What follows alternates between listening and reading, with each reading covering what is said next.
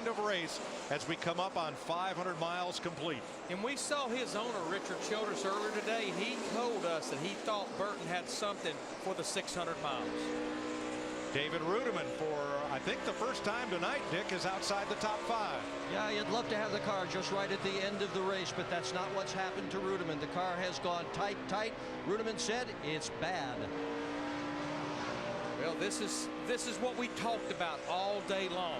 This is the final situation that this track has. You've got the most grip, but this is when the handling characteristics really change. We're in the nighttime, and the track has a tremendous amount of grip. Handling characteristics have changed on these cars. And that's where you've got to be able to adjust on your car every stop, and you got to anticipate what's going to happen here tonight. And you'll have one more chance to do that at least. At least one more pit stop required to go the distance. And that should come in about 20 to 25 laps should we stay green. But I just believe our little one car, McMurray, he is reeling that 2 car in again. Kurt Busch, our leader. Yep. Big difference. Who's good on the get-go and the 1 car down after they run a few laps. That can be cured, though. The 1 car, all they got to do is up that air pressure a little bit, and he'll be fast from the get-go. I think Rudiman heard us. Here he is trying to get back into the top 5 and make a pass on Kyle Busch. Did it.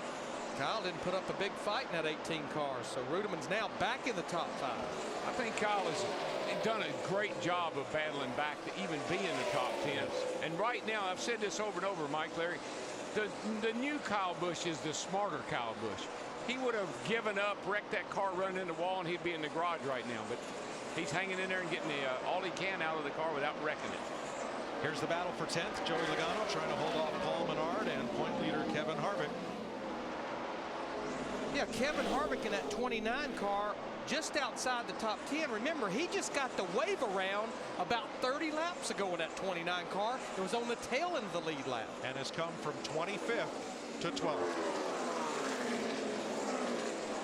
333 laps complete. That is 500 miles. And if this were the Coke 500, Kurt Busch would be the winner and Jamie Mack second by half a second. But it's not. We have 100 miles left to race in Charlotte. You're watching NASCAR on Fox.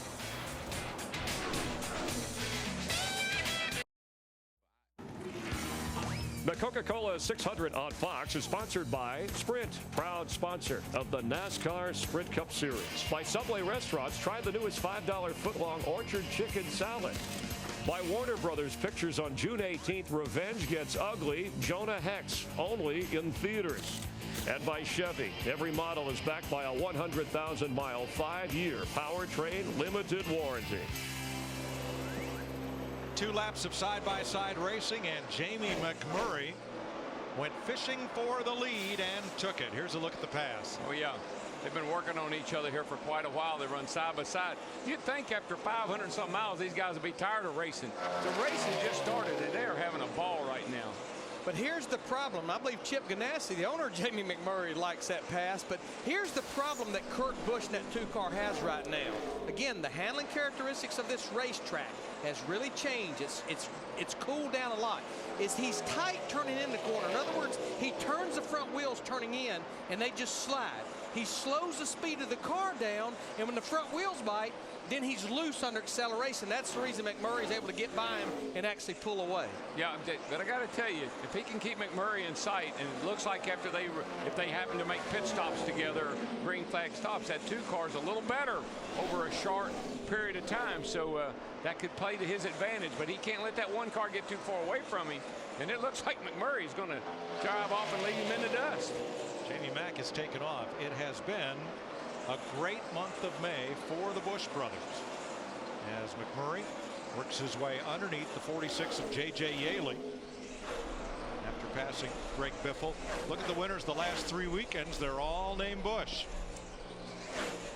And look at the leaders at each 100-mile post of this race. They're all named Busch. One stat that Kurt Busch doesn't want to hear is that in the last 15 years of this race, only 3 of the drivers who led at 500 miles took the checker at 600 miles. Dale Jarrett, 1996, Jimmy Johnson in 04 and Casey Kane in 06. But an observation I've made with Jamie McMurray in that one car, Larry, and we've mentioned this a number of times, when he picked up the ride in the '88 Nationwide car for Junior Motorsports, I saw an improvement in his overall driving.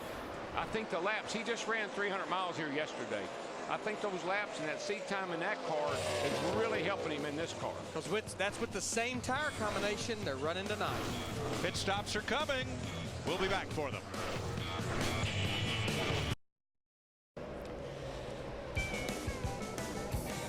Getting ready for green flag pit stops. 50 to go on the Coca-Cola 600, and there is your leader, Jamie McMurray, who won the Daytona 500 for Chip Ganassi Racing. And Chip Ganassi, the Daytona 500 winner and the Indy 500 winner earlier today. Matt Kenseth making an early pit stop. We're coming up here on green flag pit stops.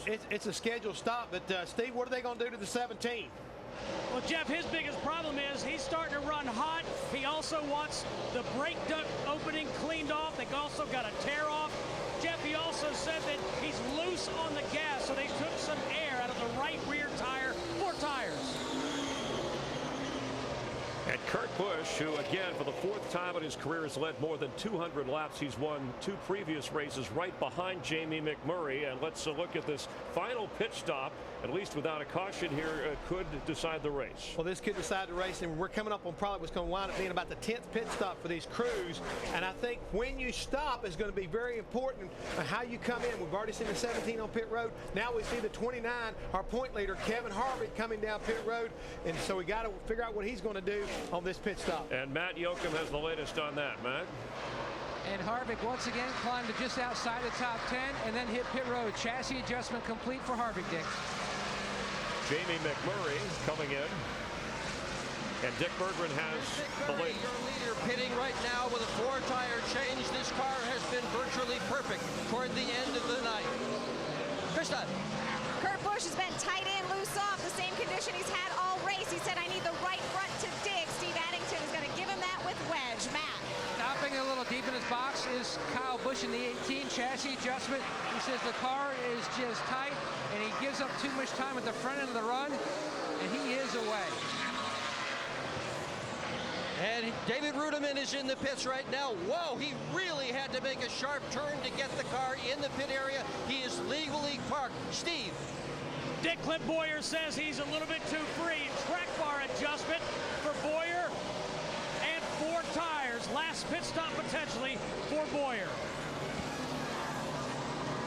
Jeff Gordon, Joey Logano in. Martin Truex making his stop. Ryan Newman. Boyer is away. Biffle is in. Mark Martin completes his stop, and here's Tony Stewart coming down the pit road. Stewart was the leader. He gives up the lead to David Reagan to make what could be his last stop of the night. Steve. Mike Joy, it's taken all night, but Tony Stewart says the back of the race car is finally in the track. They're going to make an air pressure adjustment and 4 tires for Tony Stewart. The only cars that have not stopped are David Reagan, Dale Earnhardt Jr., and Denny Hamlin, of those cars that are on the lead lap. David Rudiman had a terrible time getting in his pit box. The 99 car, Carl Edwards, was coming out as Rudiman was coming in. They almost collided. That cost David a lot of time. Reagan will surrender the lead, and that means that Dale Earnhardt Jr. will lead this race for the first time tonight. Now, Dale Earnhardt Jr. can go about another 6 laps because he pitted on that last caution. But how about David Reagan, Dick? Larry, he's had a really good night. David Reagan has kept the car off the wall. He's run a smart race tonight, and he's got a shot for a real good finish out of this thing. So Earnhardt and Denny Hamlin, who last stopped at lap 310,